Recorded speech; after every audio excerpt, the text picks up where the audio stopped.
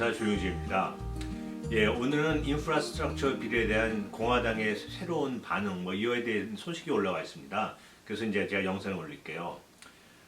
저번에 제가 영상에서 말씀드린 것처럼 바이든 대통령이 인프라스트럭처 비리에 대한 공화당의 어떤 그런 합의 이력을 위해서 금년, 그러니까 이번 달 말까지 이제 메모리얼 데이까지 기다리겠다라고 이제 얘기를 했습니다.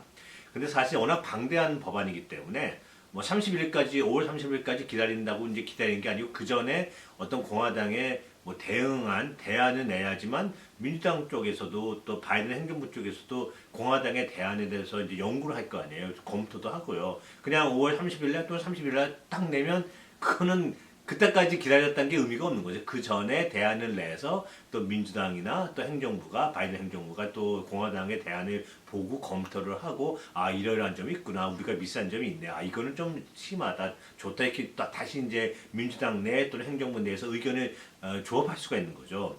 그래서 바이든 행정부 쪽에서 특히 대통령이 가능하면 어제까지, 왜냐하면 민주당 검토할 시간이 필요하니까 화요일까지 공화당에서 가능하면 어떤 공화당의 대안을 내달라고 부탁을 했습니다. 이제 공개적으로 부탁을 한 거죠. 비록 물론 31일까지 이제 기다리겠다고 얘기했지만 우리도 검토할 시간이 필요하니 공화당에서는 가능하면 좀 내달라 그랬는데 어제까지 공화당에서 아무런 답변을 하지 않았습니다. 즉 대안을 내지 않았어요. 그러다 보니까 이제 민주당 쪽에서는 물론 이게 정해져 있는 것도 아니고 계약도 아니니까 어제까지 안 냈으니까 이걸 무효다 이런 건 아니죠 기본적으로. 하지만 일종의 코티스라 그럴까 어떤 예의라 그럴까 그런 거죠. 어떤 정치하는 사람들 사이에서 어떤 계약은 아니지만 그래도 어떤 예의 그런 거 같은 거죠. 그래서 어제까지 공화당에서 아무런 대안도 안 내오고 어떤 또 말은 또 합니다. 이제 다 독립된 인격체들이니까 이제 국회의원들이요. 그래서 어떤 상원 의원은 공화당은 538빌리언을 했지만 난 개인적으로 800빌리언 정도까지는 괜찮다. 또 어떤 공화당 의원은 아니면 900빌리언까지도 미스오케이다. 이런 사람들이 있단 말이죠. 그러니까 민주당 입장에서는 도대체 이게 어떤 게 공화당의 입장이냐 알 수가 없는 거죠. 어떤 의원은 900빌리언 어떤 상원에는 그러니까 1트릴리언까지도 있었게 이런 분들이 계셔가지고요. 근데 어쨌든 공식적으로 공화당에서 어제 화요일까지 어떠한 대안도 내놓지 않았습니다. 물론 오늘도 제가 체크해봤는데 제가 그것도 체크해보려고 이제 밤에 영상을 올리는 건데요. 아무런 어떤 공화당의 공식적인 대안이 없었습니다. 그래서 이제 그걸 보고서 드디어 이제 민주당 의원 및 많은 이제 민주당 지지하는 외곽 단체들이 드디어 이제 공식적으로 바이든 행정부한테 요구하기 시작했습니다. 공화당 의원들이 적어도 아무리 5월 30일까지 기다린다 그랬지만 적어도 화요일까지 어제까지 바이든 대통령이 요구를 했으면 대안을 그때까지 나든지 아니면 좀 더 시간을 달라라든지 어떤 그런 어떤 대답이 있어야 되는데 그런 것도 없이 그냥 가만히 침묵을 지켰으니까 이거는 도저히 그 인프라스트럭처에 대한 어떤 초당적인 합의에 대한 생각이 없는 거라고 판단할 수밖에 없다라고 그러니까 제 기억에는 50몇 분의 어떤 하원 상원 의원들이 민주당이죠. 및 지지 세력들이 공식적으로 이제 이렇게 판단을 해가지고 공표를 했어요. 이거는 공화당이 초당적인 합의를 이룰 생각이 없는 것 같다. 그러니까 공화당을 생각하지 말고 그냥 인프라스트럭처 비를 그냥 버젯 레컨실레이션 프로세스를 위해서 통과를 시키자라고 이제 공식적으로 얘기했습니다. 물론 바이든 대통령이 5월 30일까지 기다린다 그랬으니 그거를 아무리 안 한다고 해서 지금 할 수는 없겠죠. 당연히 이건 안 되는 거고. 그래서 5월 31일이 지나면 공화당은 초당적인 합의를 이룰 생각이 없는 거라고 이제 판단이 되니까 그냥 공화당 신경 쓰지 말고 밀어붙이자 이제 이런 얘기를 했습니다. 이런 얘기를 공식적으로 이제 바이든 행정부한테 욕을 한 거죠. 자, 이제 어떻게 진행될지는 모릅니다만은 점점 바이든 행정부로서는 바이든의 지지 세력이 버젯 레컨실레이션 프로세스로 그냥 밀어붙이라는 그런 압력이 점점 세지기 시작합니다. 현실적으로 정치인들은 자신의 지지 세력의 요구사항을 무시할 수가 없는 거죠. 그리고 지금 민주당의 어떤 그런 요구사항이 이렇게 호황되고 이런 것도 아닙니다. 사실 지금 잘 아시겠지만 팬데믹 때문에 많은 기업들이 어렵고 또 많은 분들이 또 이제 직장을 또 잃었고 또 많은 소규모 업체들이 이제 맘앤팝이라 그러죠. 많은 소규모 업체들이 문을 닫고 사실 경제가 이렇게 생각보다 이렇게 좋은 건 아닙니다. 물론 이제 미국 정부가 돈을 많이 풀어가지고 당장 수중에는 돈이 많은 것 같지만 꼭 그런 것도 아닙니다. 또 실업수당도 받고 이러니까 나름 이제 괜찮은 것 같이 보이지만 이제 실업수당이 뭐 영원히 갈 것도 아니고 어느 땐가 가서 이제 끝나겠죠. 끝나게 되면 그때 가서 이제 잡도 없고 뭐가 또 부족하고 이러면 그때 가서 이제 문제가 될 수가 있습니다. 그래서 인프라스트럭처 빌은 상당히 중요한 빌이죠. 그래서 거기에 대해서 추진하는 거는 사실 미국 경제 및 미국 나라를 위해서는 되게 중요한 겁니다. 그래서 지금 그 50 몇 명의 상원 의원들하고 민주당 지지 세력들은 공화당을 막 비난하면서 도대체 미국 경제를 전략적으로, 그러니까 정파적으로 이용하는 거냐. 이거 경제를 살리는 게 더 중요하지 않냐. 이렇게 공격을 하고 있습니다. 근데 제가 왜 이 영상을 찍냐면 여러 번 말씀드렸습니다만은 지금 중요한 게 어떤 이민 법안도, 그러니까 인프라스트럭처 같은 것도 지금 잘 초당적인 합의가 안 되는데 뭐 드림 법안이나 무슨 뭐 필수 업종, 에센셜 워커스 액트 같은 경우는 초당적인 합의가 더 어려울 겁니다.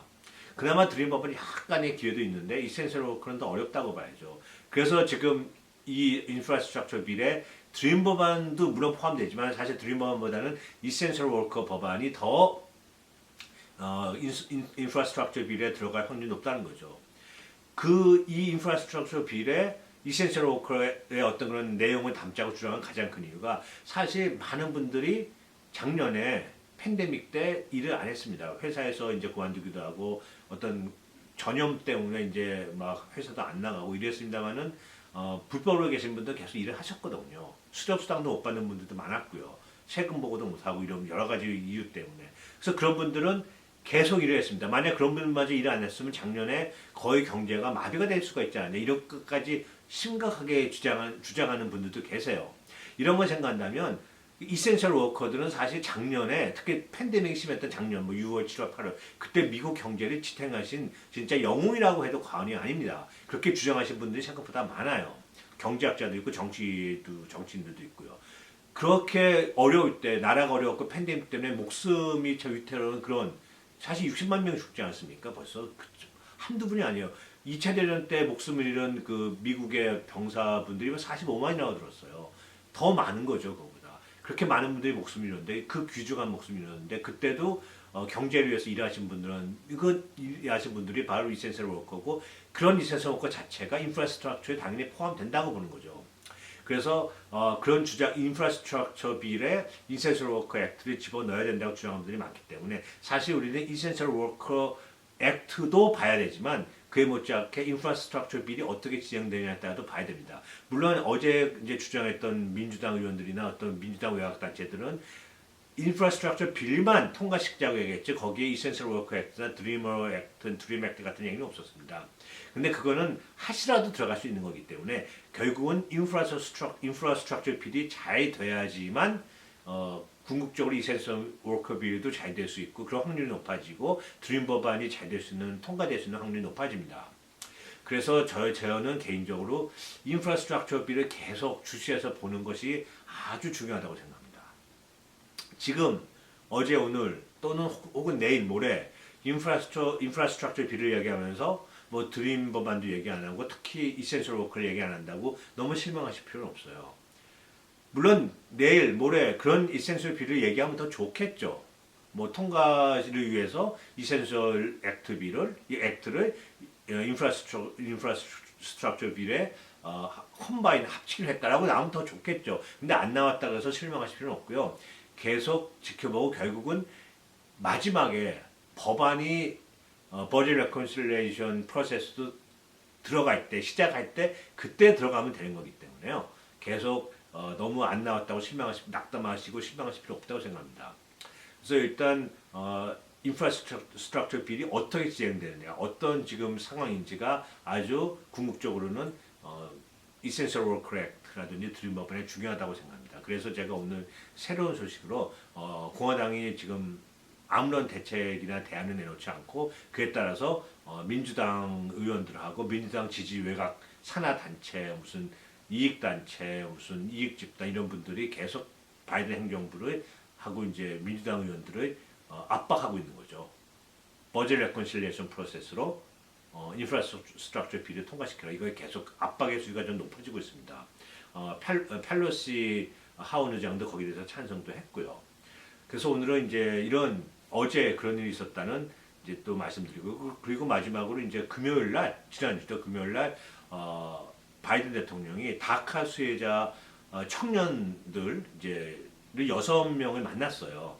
여자도 있고 남자도 있는데 미국 대통령이 다카 출신으로 일하고 있는 사람 만나기는 처음이었다고 하더라고요. 그게 바이든 대통령의 어떤 그런 그러니까 드림 법안이죠. 드림 법안에 그러니까 드림 법안을 이제 통과시키기 위한 어떤 의지를 보여줬다는 이제 그런 것이라고 해석하시는 이제 정치 평론가들이 많았습니다. 그런 기사도 많았고요.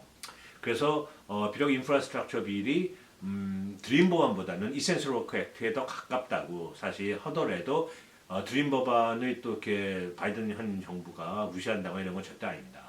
두 개를 다 중요시하고 있는 것 같아요. 그래서 제가 계속 인프라스트럭처 빌이 어떻게 진행되는지 보면서 제가 또 영상을 통해서 또 제가 새롭게 업데이트가 있으면 알려드리는 걸 하겠습니다. 시청해 주셔서 감사합니다. 안녕히 계십시오.